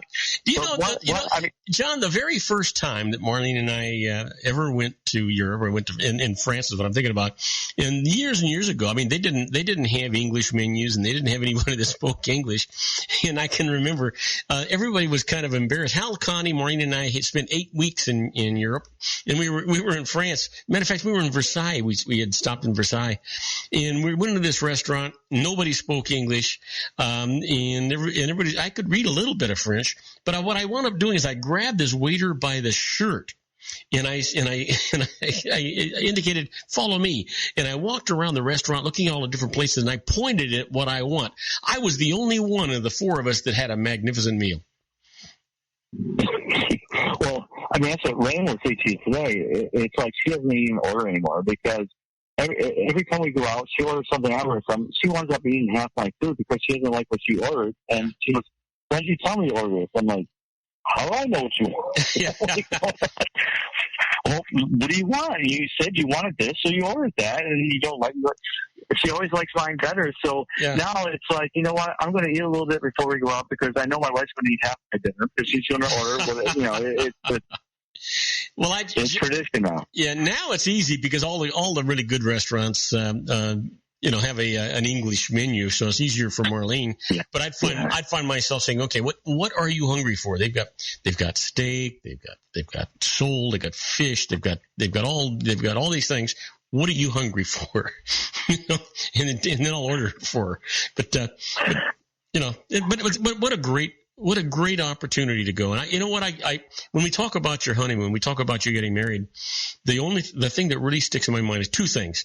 Up in the terrace of your, yes, up in the terrace of your room at the Metropole Hotel, you had wine and cheese overlooking the Grand Canal, and Marlene and I and you and Raina. And then that night we went to the La Caravelle for dinner, and we had a magnificent dinner at the La Caravelle in their courtyard. And then we went for the last gondola ride that they had. I had arranged that, and you brought Prosecco, and we were side by side, two different gondolas, passing the Prosecco back and forth. Oh, and we had cheese and Prosecco, and they, as I said, it was the last. And you said, "Listen, I've done this many times." Yep. It was our first time there. He said, "We've got to get the last ride." Yeah. So you went in advance and said, "Listen, we need the last one." They go, "Okay, you got the last one." And they were so accommodating. It was like, "What do you want to do? You want me to do this? You want to do that?" I mean, it was great. And there was nobody out there. Yeah. You and I. Yeah. And it was just breathtaking. It was just amazing. And honestly, Bob, I don't know how I can ever repay you for that. That was just an experience of a lifetime. That was just amazing. Yeah, you never have to repay anything like that. That's a memory, for all of us. Bob, all your listeners, if you ever go to Venice, now you know what to do. You get there early and get the last gondola. Yeah, you invite John and Raina, Marlene and I, and we make these arrangements for you, and you'll never forget it. Just pay the way. Yeah, we'll take care of everything for you because we know what's going on. Oh, yeah. Oh, yeah. But I tell you, at that Monopole Hotel, we get there, and the room was just nice. It wasn't as fancy as I can't remember the hotel's name that you were at, the Diplomat? We were at the Excelsior. We were at the Excelsior. The Excelsior, the Excelsior. Just beautiful. But we get in a room, and there was this door that I think it was locked at first. And somehow we opened it up, and the stairway, Bob, I mean, if you were like, there's no way. It was so small. I mean, the girls were easy, but you and I had problems getting up there because it was so tiny. Yeah. But once you got up to the roof, there was a little table and chairs, and we saw the entire everything. The ships coming in.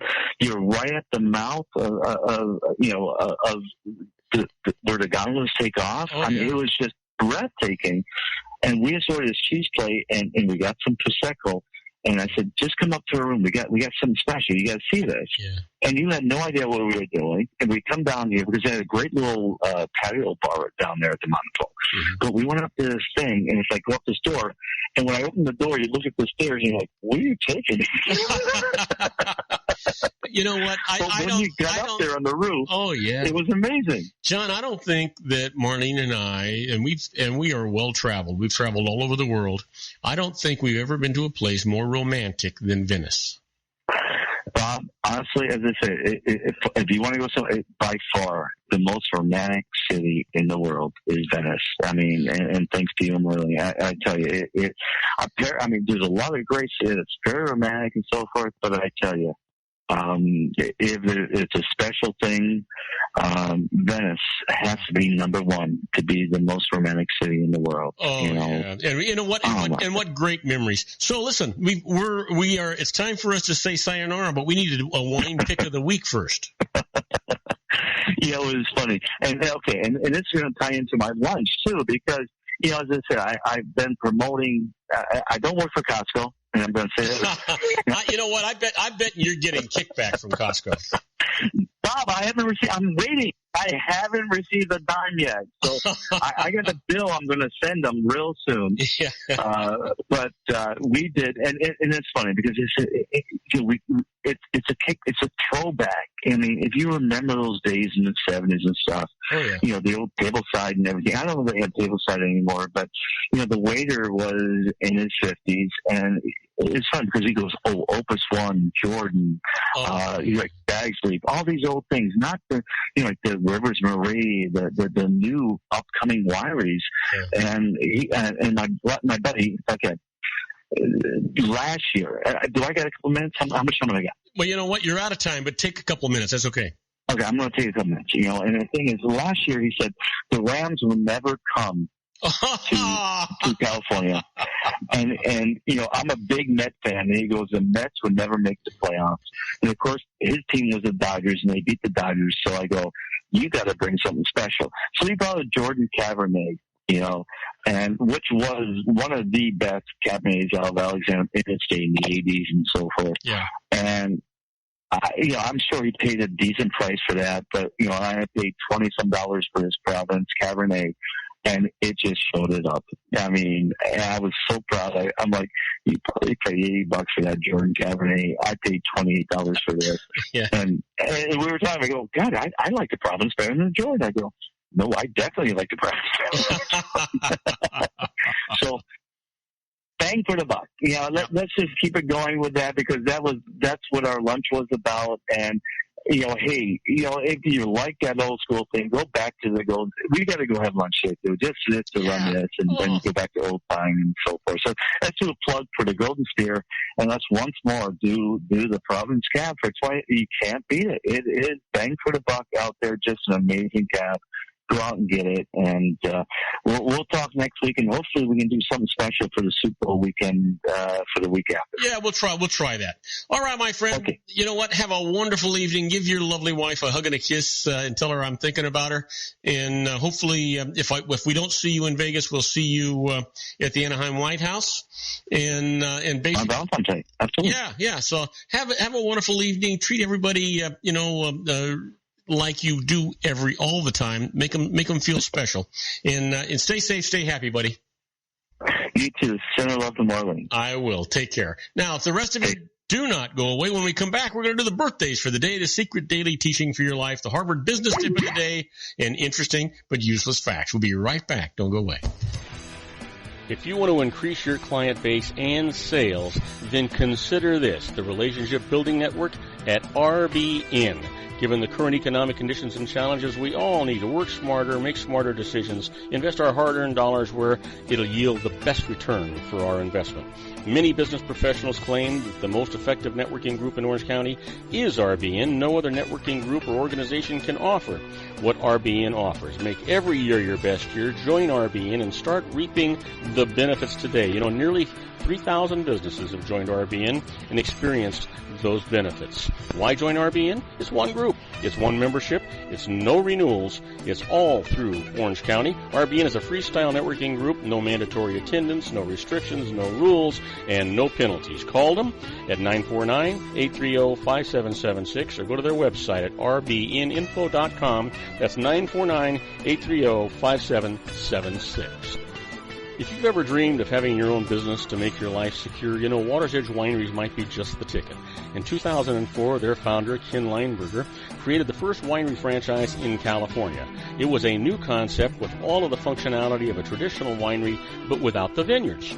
They purchase high-quality grape must from one of the largest winemaking companies in the world. Then they craft each wine carefully and bottle it right at their location. The winery was built to satisfy consumer demand for wine by the bottle and by the glass, but still kept the element of allowing customers to bottle their own custom vintage.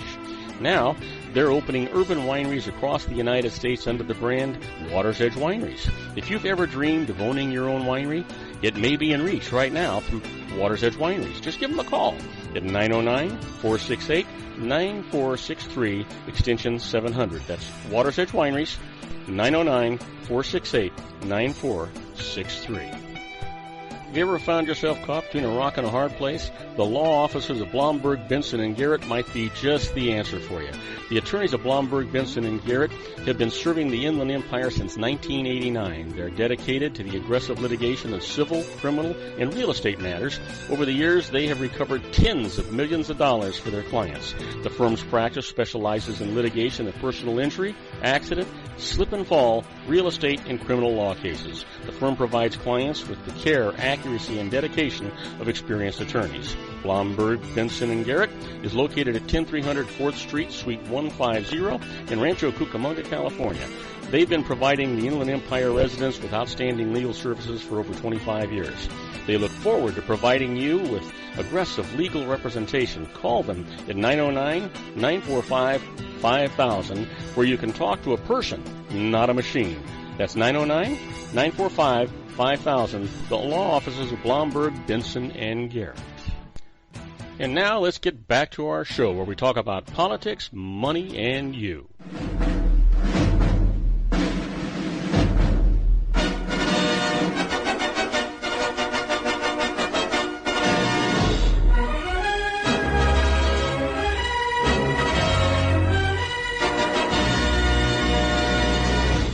And I am Robert Cardoza. You're listening to Robert Cardoza live on the street at the intersection of business and politics. You know what? We're running a little over, so I'm going to stop the weather, stop all the other stuff. Just know that it's beautiful here in Southern California, God's country. But let's start off with the Harvard Business Tip of the day. And the management tip today is business travel doesn't have to drain your productivity. You know, many professionals spend a lot of time traveling, but work doesn't stop just because you're in a transit. Here's how to accomplish more from the road. First, engage in professional development by listening to podcasts. Yeah, even podcasts like what we're doing. We give this Harvard Business Tip of the day every day. And use airport lounges to make short phone calls. Keep a to-call list so that you can cluster calls and bang them out in a row. Just to make them efficient, right? And download necessary files to your computer ahead of time in case you have spotty Wi-Fi. A lack of internet access might actually help you focus on the work that you need to get done. And then finally, set aside some travel time for strategic renewal. Do some pleasure reading or take a nap. Taking some downtime from work will enable you to be sharper when you get back down to business. That's the way you travel. You've got to make it productive. Now, let's talk about the secret daily teachings for your life. You know, I've talked about this so many times. This is all about a positive mental attitude, and today's no different. Just know that you control your life, whether you're happy or you're sad, whether you're successful or you're a failure, whether you're rich or you're poor. You decide how it's going to be. Well, the lesson for today is no one else is an expert of you, and the moment you think someone is, you have given away your power. You are the only one who is the expert of you. When you don't know what to do or how to handle a situation or which path to take or how to manifest something or whatever it is you may want guidance on, use the principles of the secret and ask. Direct your asking to the inside of you. Believe you will be answered and you will receive the perfect answer for you. You have access to all the wisdom, all the knowledge, and all the power of the universe inside you. That is why you are the expert of you. Don't ever forget it. Well, you know what today is. Sure you do. Today is Monday, January the 25th, and it is somebody's birthday.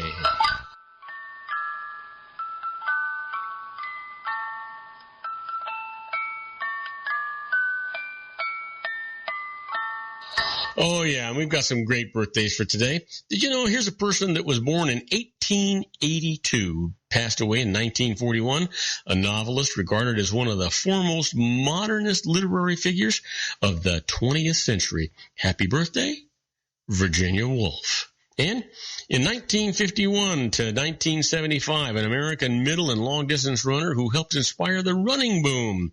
Happy birthday, Steve Prefontaine. And then finally, born in 1981, a singer and co-founder of Global Ambassador of Keep a Child Alive. For her work, she was given a humanitarian award. Happy birthday, Alicia Keys. Yeah. Well, what happened today in history? January 25th, 1881.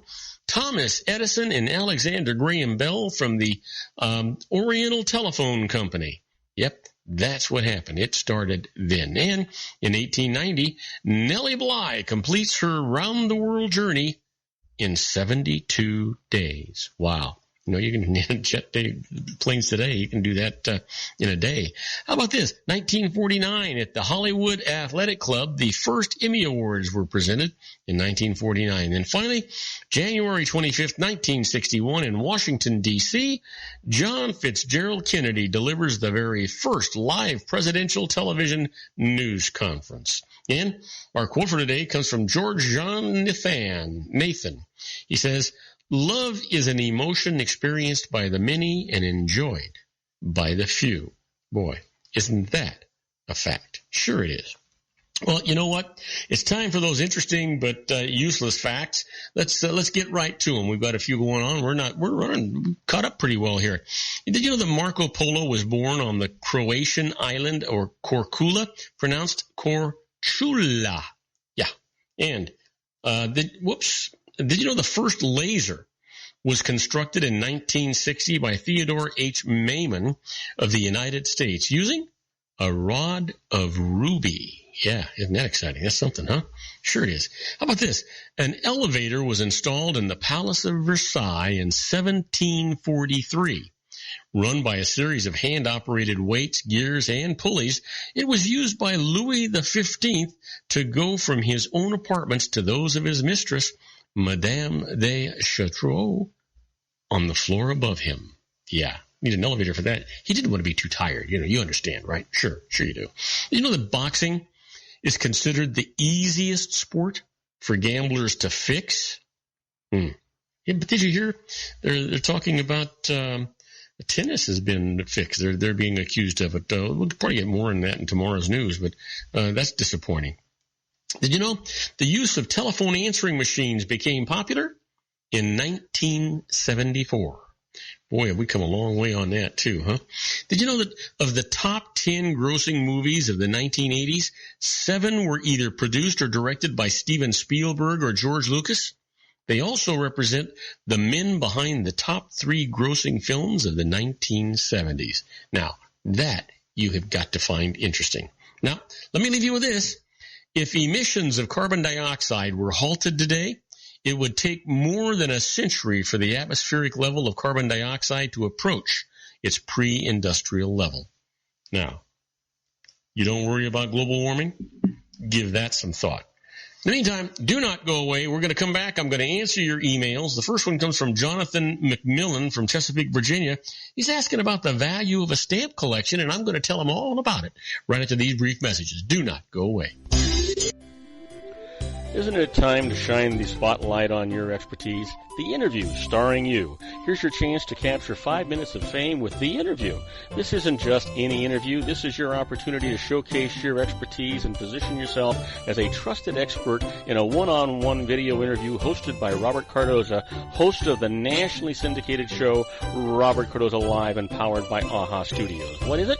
A professionally recorded video for your use. Robert Cardoza interviews you on the set where he records his show. Professional interview showcases your expertise and value, shot in a state-of-the-art studio. And what's in it for you? Gain credibility as an expert, earn the trust of your target market, educate in a way that intrigues your audience, gain a powerful marketing tool that offers dozens of uses, website, video sharing sites, social media, email, DVDs, direct mail, lobby video, resumes, profile building, all that kind of stuff. Association with the nationally syndicated celebrity. That's right. And let's talk about AHA Studios. AHA is a strategic marketing firm that leverages the powerful in visual persuasion to help your business create powerful messages that connect with your target market. AHA ventures way beyond strategy, delivering the marketing collateral you need to start driving a new business through your doors. AHA has a full-service, in-house, state-of-the-art production studio to bring your messages to life using video. Discover how to make The Interview work for you. Call 949-831-2222. That's 949-831-2222. AHA Image Studios, Incorporated. Dr. Stephen Tidwell, Dental Family Dentistry in a caring, personalized environment. Here at Dr. Tidwell's office, we are dedicated to helping you keep your teeth healthy. We are a state-of-the-art dental practice that still believes in traditional values, such as excellent customer service and individual attention. We have a special welcoming offer for you for just $39, a complete exam, personal consultation, professional cleaning, and all necessary x-rays. That's a $266 value for $39. Dr. Tidwell has 2 convenient locations and experienced staff to provide you with professional care and personal attention that you deserve. Call today. Don't delay. A great smile another day. Call 909-944-7308. That's 909-944-7308 for Rancho Cucamonga or San Bernardino. Joel Saltzman is Dr. Wireless. He has turned his considerable expertise into consumer credit risk and wireless security into a highly specialized independent web-based consulting enterprise targeting consumer credit risk analysis and wireless transactional security and monitoring. He works as a wireless analyst, veteran independent agent, and consumer liaison for most wireless telecom carriers and equipment manufacturers. For more than 20 years, corporate and private clients and media audiences have counted on his unvarnished advice while weighing the technology, performance, and cost differences between Sprint, Nextel, AT&T, Verizon, and T-Mobile. Joel specializes in setting up mobile wireless hotspots to be used for disaster preparedness, business continuity, and mobile wireless merchant processing solutions. Call Dr. Wireless at 310-400-4900 or go to his webpage at drwireless.com. Again, call 310-400-4900 or his webpage at drwireless.com. You'll be glad you did. And now, back to our show.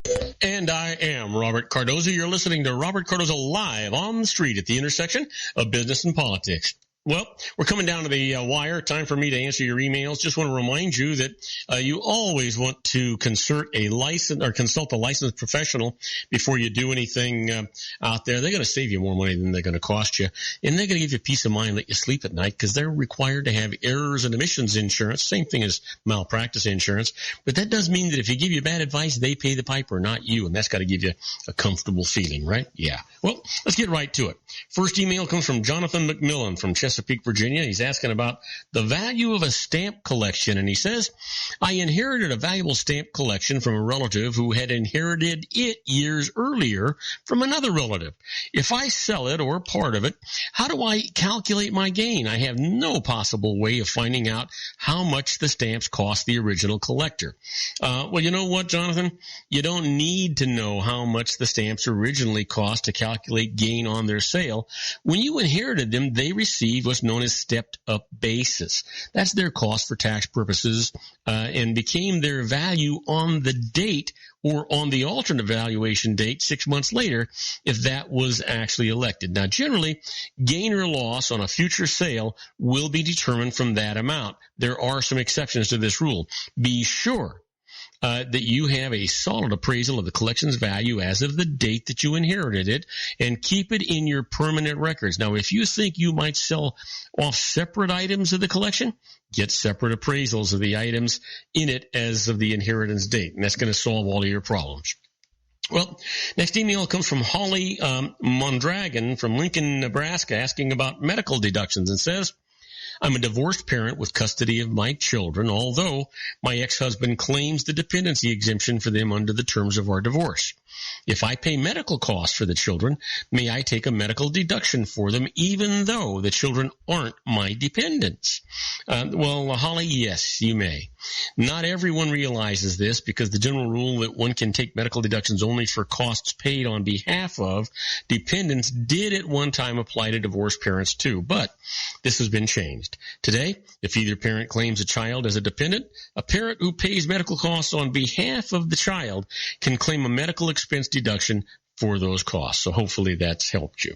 Next email comes from Dominic Marino from Riverside, California, asking about a Roth conversion, and says, my fiance has an IRA that she wants to convert to a Roth, but after we marry, our joint income will be more than the $100,000 limit in doing so. Can we get around this by making the conversion before our wedding day later this year?